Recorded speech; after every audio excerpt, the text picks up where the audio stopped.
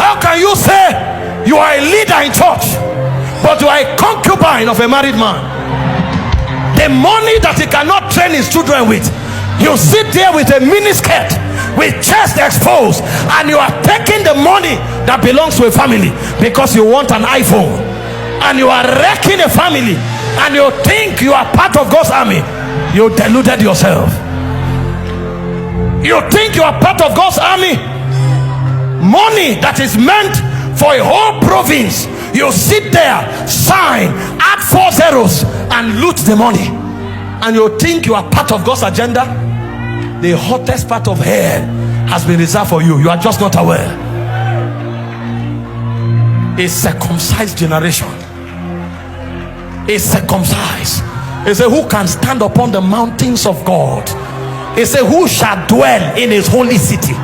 He said, they that are of a clean hands, that are of a pure heart, who have not opened up their hearts to vanity. This is the generation that is looking for, not an adulterous generation that have made a pact with the world. Come out from among them, touch not the unclean thing.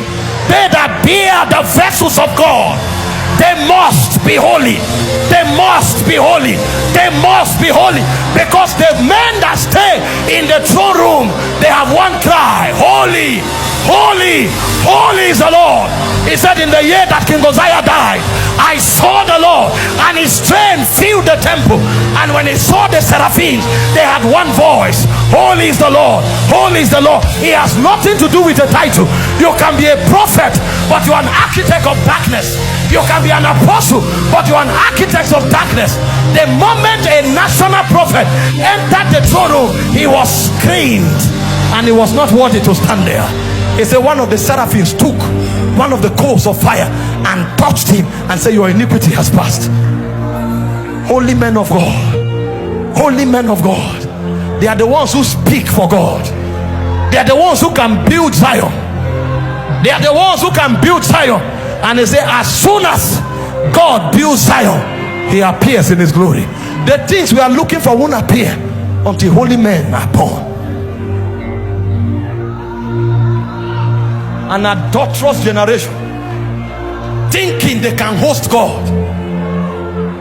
A corrupt generation, full of compromise. You can't entrust us with anything. Not money, not power, not the opposite sex. How can God give us his kingdom?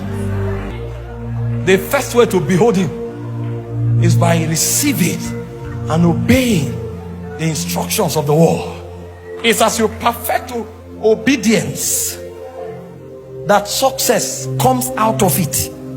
Kingdom success comes from perfecting obedience.